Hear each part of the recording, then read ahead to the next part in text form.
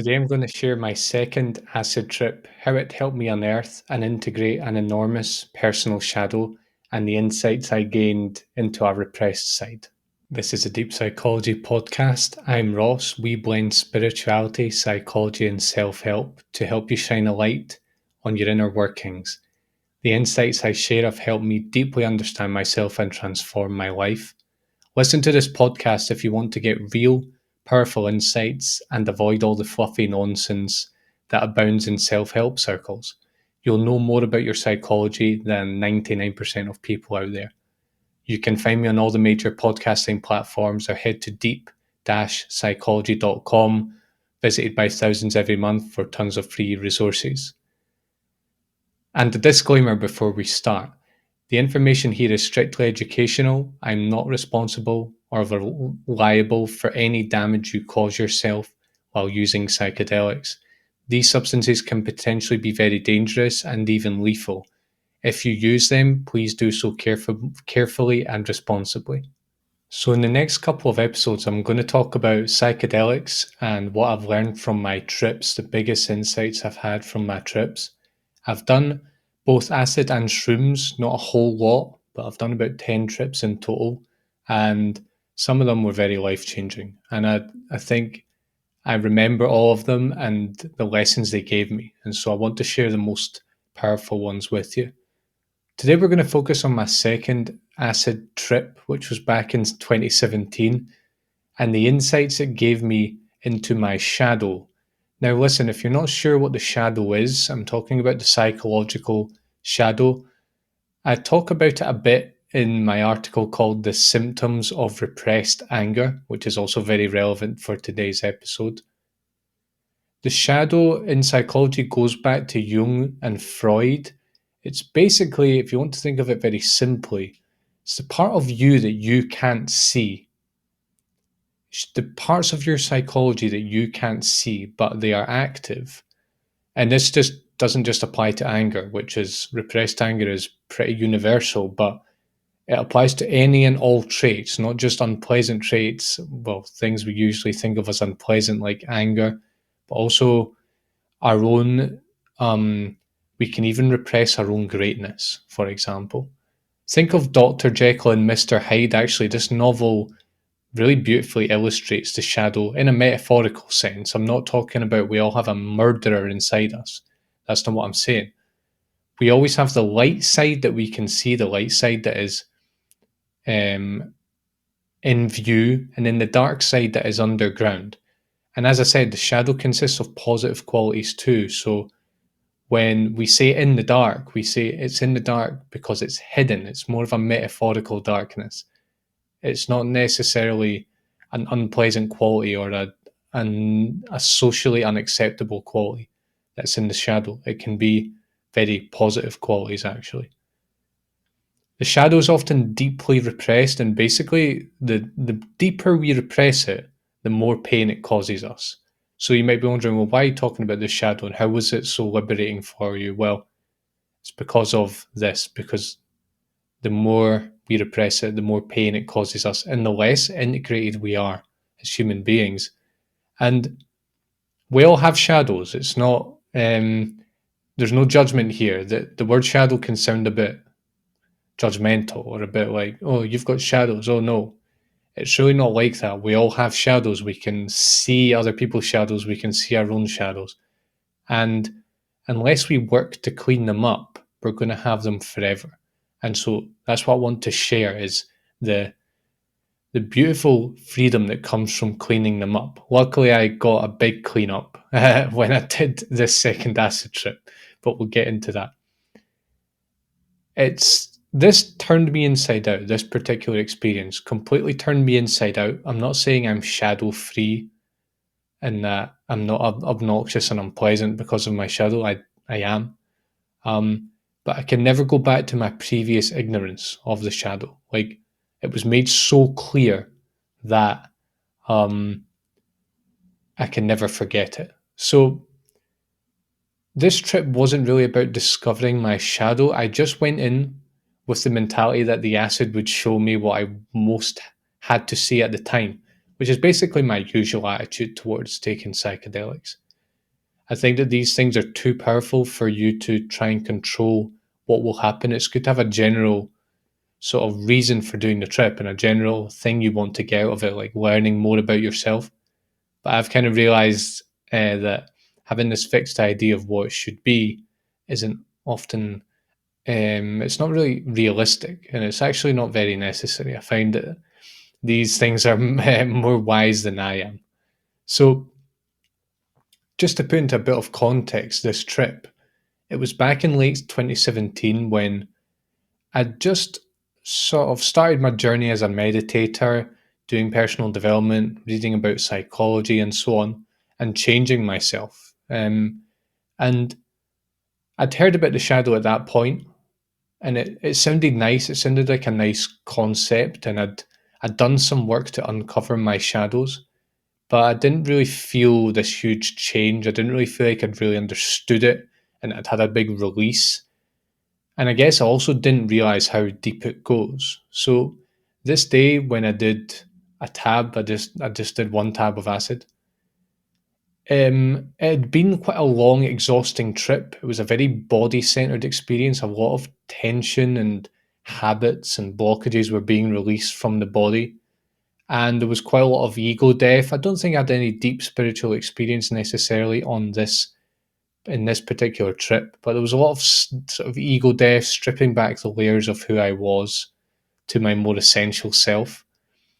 And it was really towards the end of the peak phase of the trip that all of a sudden I had this insight into the shadow. And I don't really know how exactly it happened. I think I was sort of tripping, reflecting on my life and thinking about my family and my friends. And all of a sudden, I just remember having this amazing clarity into the shadow. Um, and not mental clarity. I mean like physical, mental, emotional, just full bodied clarity into the shadow. And I could actually see my shadow literally around me. Like you project your shadow onto people and to the world around you, and I could literally see that happening in a way that I could never have seen before. It was like um, realizing, watching a film and then realizing the whole thing was being projected by a, a projector machine. I could see all those projections I was putting onto the world because of my shadow, because of the unacknowledged parts of myself. And well,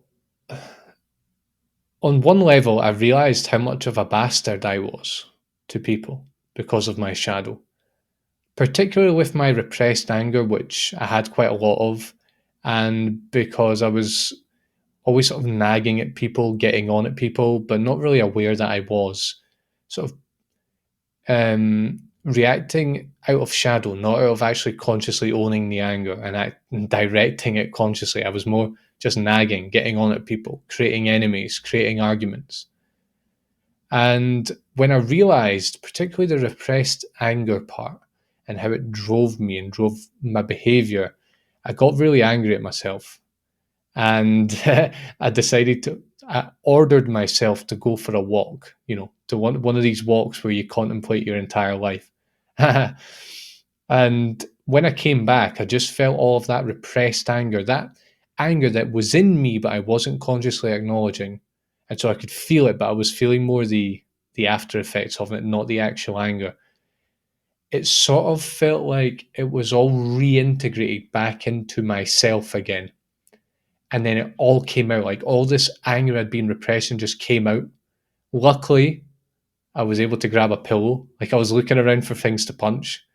Luckily, I found a pillow, and so I started laying into the pillow. But I could just feel that release, and it was just, oh, it was gorgeous. It was like drinking water after not having drunk water for a long time. It was just, oh, this huge sense of relief. It's almost like having a clean house again after it's been dirty for a very long time. I felt lighter and more alive and more whole. And this is kind of the typical effect of reintegrating the shadow. There was other shadow material that I became aware of, but most of it was the anger.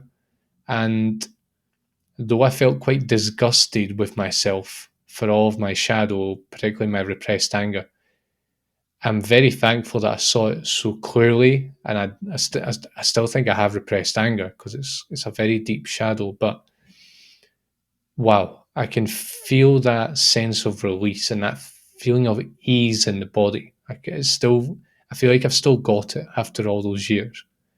And I think shadow therapy, there's typical shadow therapy that doesn't use psychedelics, especially not at home on your own.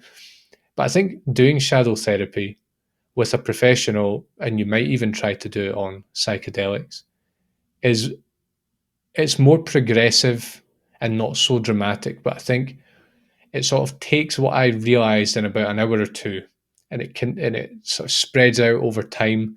And over time, it gets you similar insights. You just have to persist with it longer than I had to for my particular because it was my acid trip. But I'd also say that if you're doing it every day, it's going to be more integrated than maybe it is in an acid trip. Maybe not as immediately powerful, but more integrated because you're making it habit.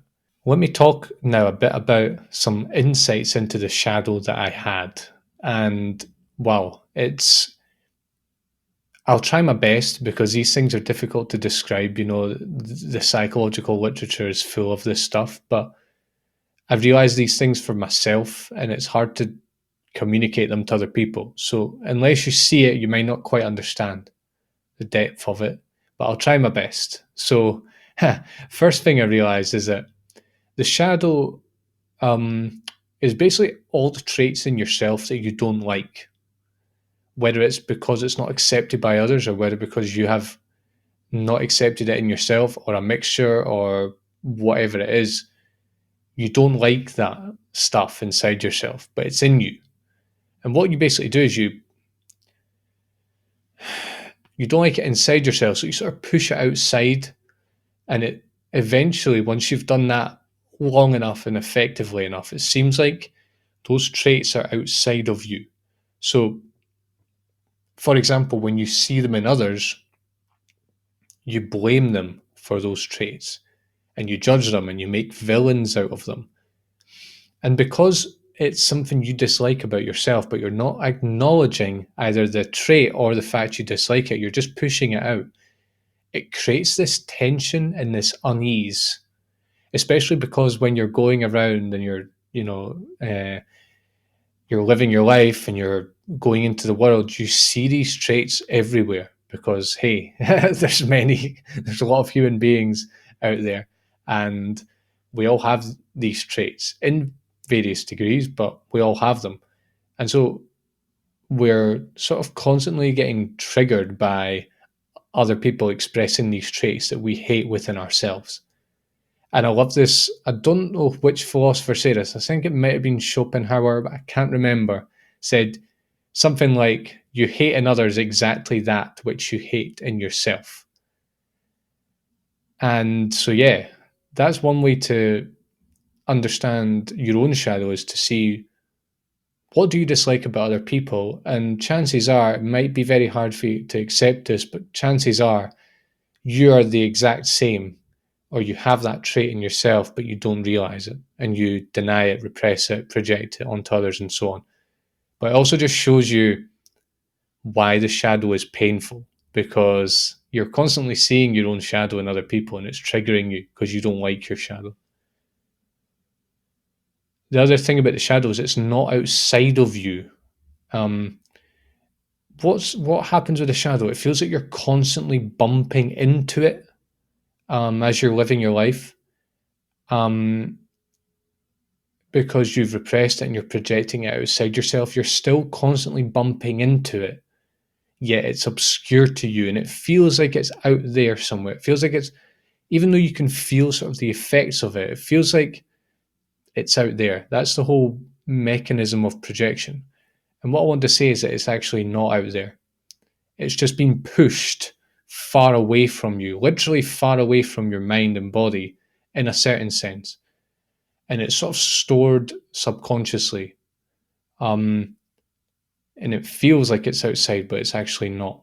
And that is the beauty of reintegrating the shadow, is that wholeness, that, oh, now I really realize who I am, and what my psychology is. Whereas before it felt like that was all outside of me.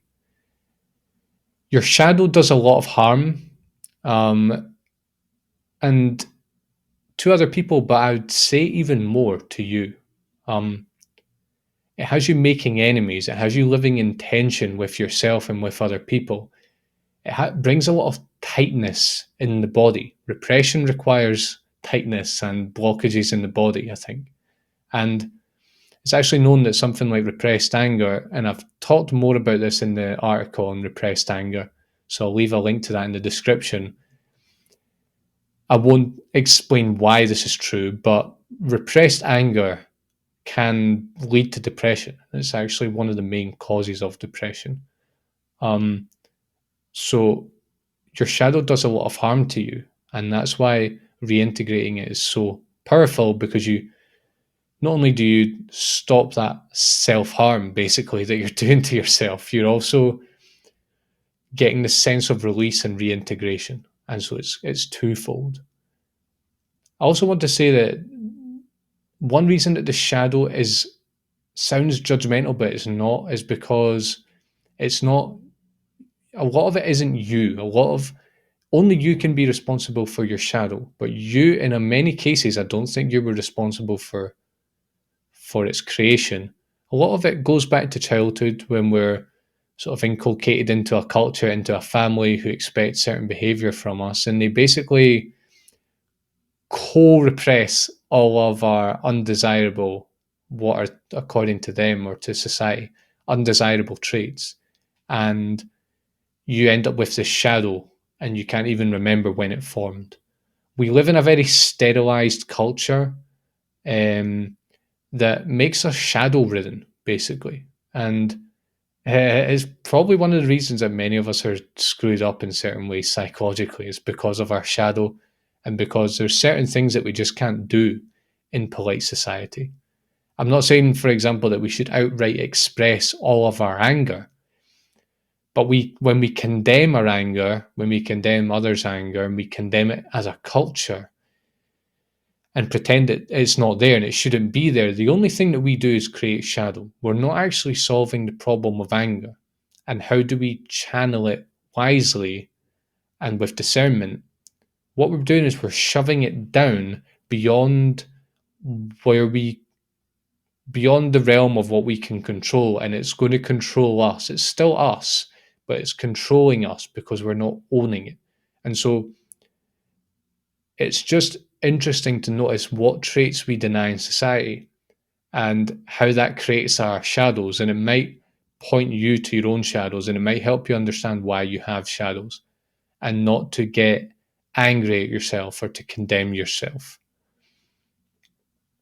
And ultimately, I discovered that the shadow basically cuts you in half. Um, and again, the depth of this is quite difficult to explain, but it basically makes you inauthentic, because you're not being who you really are. You're not expressing yourself purely, authentically, spontaneously. You're basically, you've um, you've limited your behavior and your speech and your actions to certain things that you know are going to be accepted, and you repress all of that. Um, and it's not just anger. There's a whole slew of qualities that we repress, and it makes you feel very inauthentic, and it causes you pain. And it's up to each of us to integrate all of our shadows. No one can do this work for us. So I can tell you, hey, there's this thing called shadow, um, and here are the benefits of reclaiming your shadow, but I can't do the work for you. No one can do the work for you. Um, but the rewards of doing that, whether it's using psychedelics or it's doing shadow work, which I'll talk more about in future, wow, the effects are fantastic. So if you'd like to learn more about the shadow, head to my latest article on repressed anger Do subscribe to the channel. I really hope you enjoyed this, me sharing my acid trip and what it showed me about my repressed side. And do tell me about your psychedelic experiences and whether you have seen your own shadow on psychedelics. I'd be really interested to hear. Take care, and I hope to see you soon.